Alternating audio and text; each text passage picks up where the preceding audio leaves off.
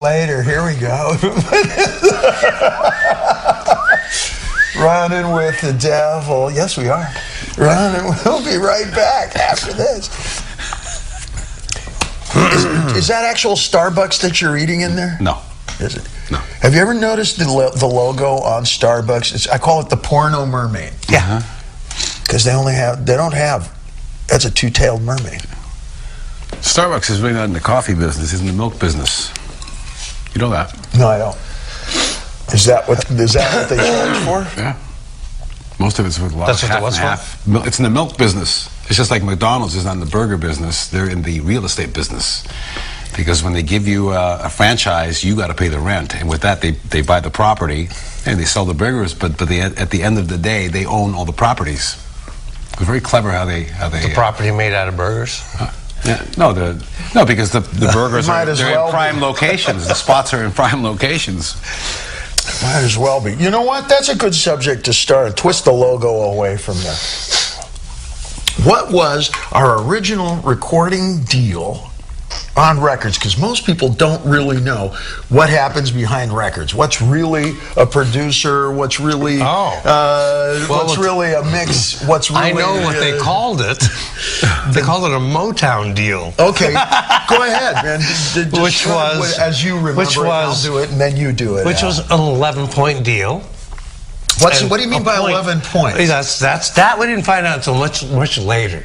That a point is 1%, not of 100%, but 1% of 90%. And the basis for that came from in the old days when 78s were delivered.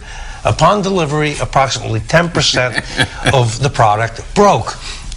So they paid you on 90% of the delivery. Oh, if you watch Boardwalk Empire right now, 1920s, those are acrylic records, really heavy breakable ones. My father gave me a collection of Al Jolson, on 78s that I actually broke. They fell from the desk, and they're priceless now. I'm killing myself, but they broke into pieces. And 1 out of 10 of those broke in 1924. So you're not getting paid on a buck. You're getting paid on 90 cents. Records look like CDs, but they're bigger. So it's one penny out of 90 pennies is a point, basically. Okay? Now, we had an 11-point deal, and 3 points went to Ted, our producer. The producer. Okay? Ted still makes more money than I do on those first 2 Oh, yeah, records. he makes more than all of us. But he's still Ted. Now, okay, so that leaves 8. Out of the 8, we had to pay agents, attorneys. Well, the whole thing was a loan. It was like an 18% loan. Yeah, but I mean, the band, if I remember right, got to split, I think, 3 points by the time we were done. I think we split $1.15 between the 4 of us. And don't forget. And then paid for everything. But don't forget the weekly check of $83.83. Remember, we used to go. Oh, right. That's how we nailed our first. Remember? Oh, right. Don't say the name.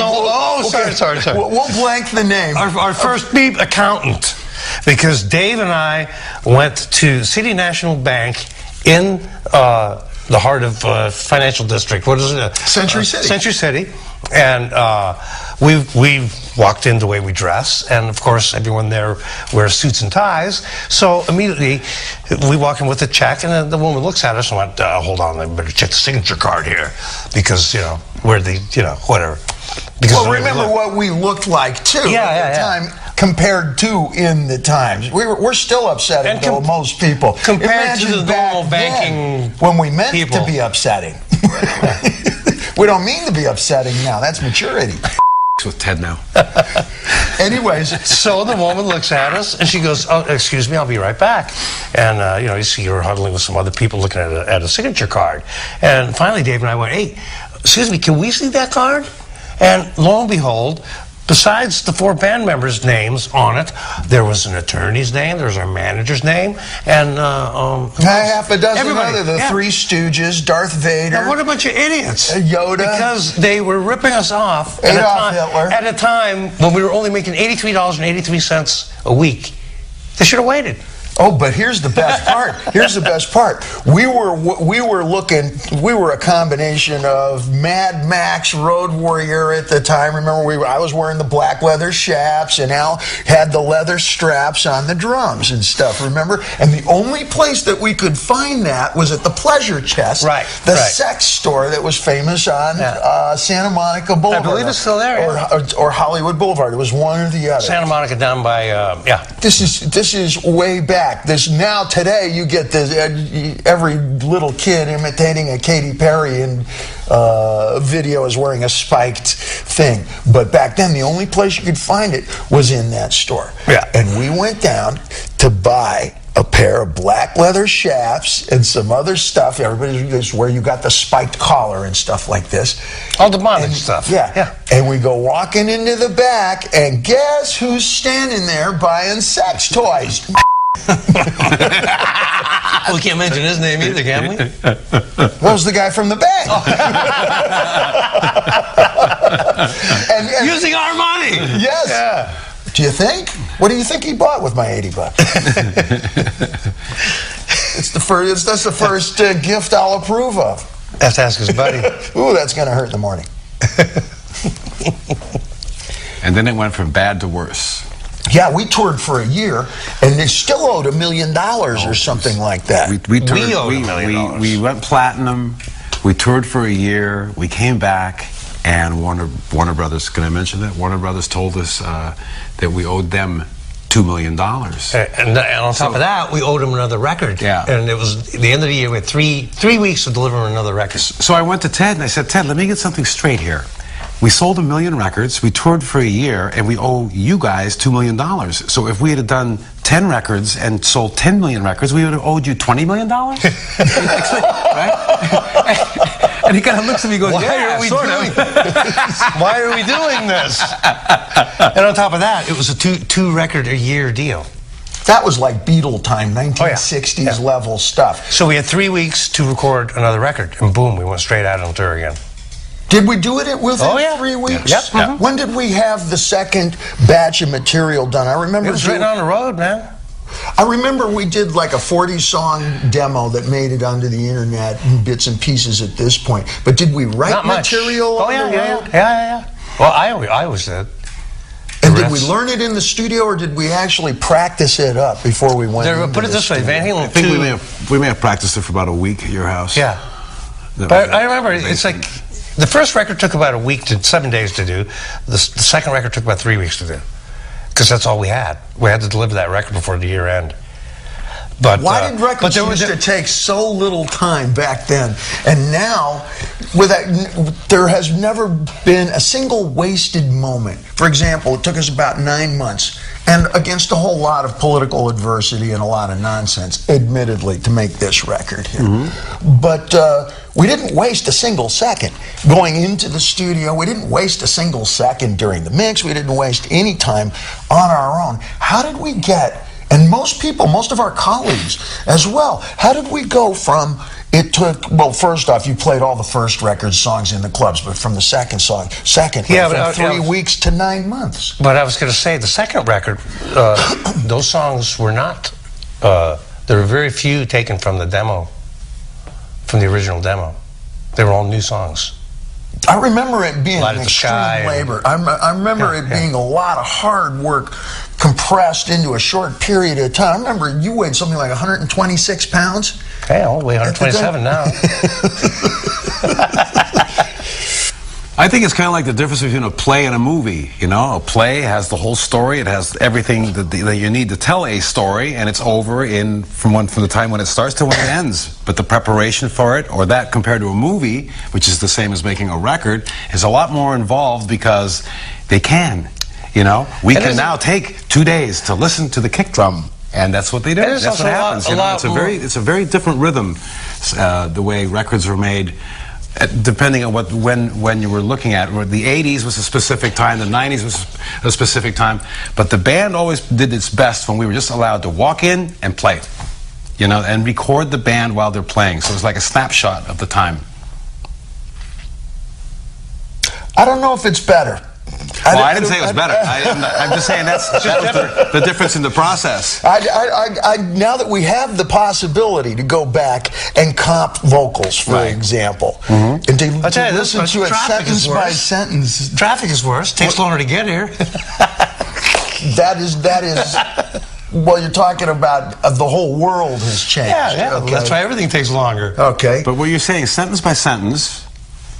That's the way most people do their vocal, and most people don't realize that you'll go in, you'll sing the same sentence 25 times, and a producer then, by and large, will go in and select words, not just the whole sentence anymore, but 3 words from this, and then 2 words from version number 7, and then the remainder from version number 14. And all of your biggest artists do this. I've done it.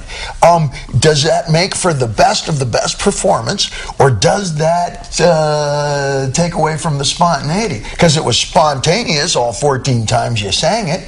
I mean, it took you 20 minutes to sing it 14 times. Yes, you can be spontaneous for 20 minutes. Those of you who've been married for longer periods of time know exactly what I mean. Al Green did mean it or not.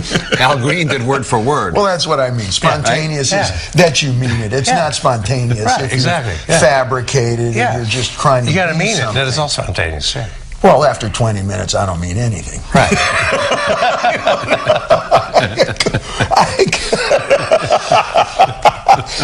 That's a whole relationship for me. But it's interesting. Sunday. It's interesting. It's interesting that you bring up though what has changed, because I'm thinking, the music, we're always playing at the same time. I do very little overdubbing. Ta-da! So what has changed really? It's like Wolfie, Alex, and I. We play at the same time. I solo on the same track, generally. All of my vocals, nothing's really changed. Everything that you actually blame the guys behind the window. Everything that you spend money on for my vocal is first and third version. Virtually everything I sell for a living is within the first 3 takes. I've done 27 takes, but inevitably everybody the ones you end up using are usually the first ones. Before you think yourself past genius, you got a good question there. What does take? It's just more efficient technically, yo.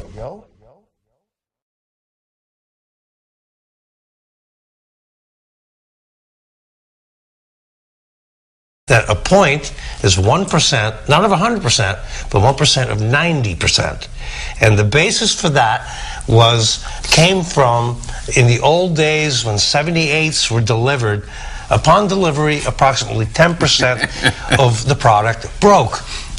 So they paid you on 90% of the delivery. Oh, if you watch Boardwalk Empire right now, 1920s, that's a 2-tailed mermaid. Starbucks is really not in the coffee business, it's in the milk business. You know that? No, I don't. Is that what they charge for? Yeah. Most of it's with a lot of half and half. It's in the milk business. It's just like McDonald's is not in the burger business. They're in the real estate business. Because when they give you a franchise, you got to pay the rent. And with that, they buy the property and they sell the burgers. Later, here we go.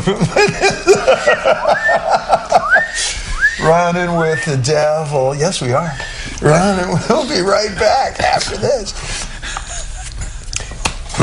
Is that actual Starbucks that you're eating in there? No. Is it? No. Have you ever noticed the logo on Starbucks? I call it the porno mermaid. Yeah. Because they don't have. But at the end of the day, they own all the properties. It's very clever how they the property made out of burgers. No, because the burgers are in prime locations. The spots are in prime locations. Might as well be. You know what? That's a good subject to start. Twist the logo away from there. What was our original recording deal on records? Because most people don't really know what happens behind records. What's really a producer? What's really what's really a mix? What's really I know what they called it.